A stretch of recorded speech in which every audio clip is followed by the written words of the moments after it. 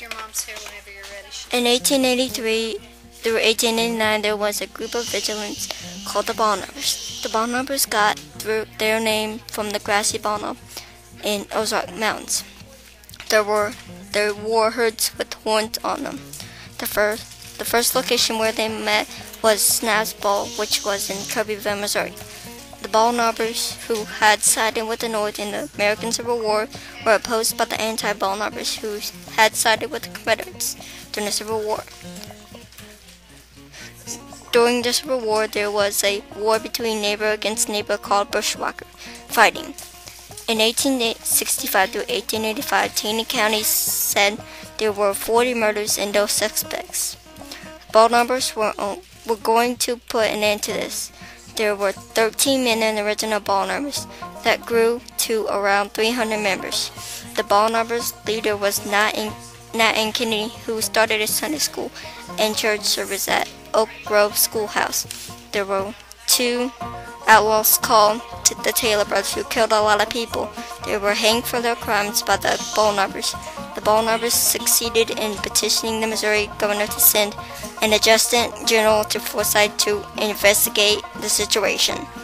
The representative was pleased to see the atmosphere of order that prevailed. He recommended to Kennedy that an official dissolution of the Baldknobbers would be in the best interests of the county. The next day, a formal dissolution ceremony was held in the town square, where the Baldknobbers were publicly disbanded, having served their original purpose. In March 1886, Nat and Kennedy was shot at Dick's store in Forsyth by Billy Miles. Billy Miles claims he killed Nat and Kennedy in self-defense. He was arrested but was found not guilty. The town was rejoiced in the streets. The town said Billy Miles was a hero. Nat and Kennedy was buried in an unmarked grave in the Swan Creek Cemetery. 50 years ago, a man named John A. Trey attended Nat and Kennedy's funeral. He carved Nat and Kennedy's and his wife, Maggie J. Kennedy, names in the tombstone in October 1977.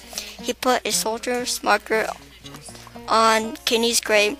If John Ray wouldn't have put their names on the tombstones, we wouldn't recognize that they're graves. The Swan Creek Cemetery is now called the Forsyth Cemetery.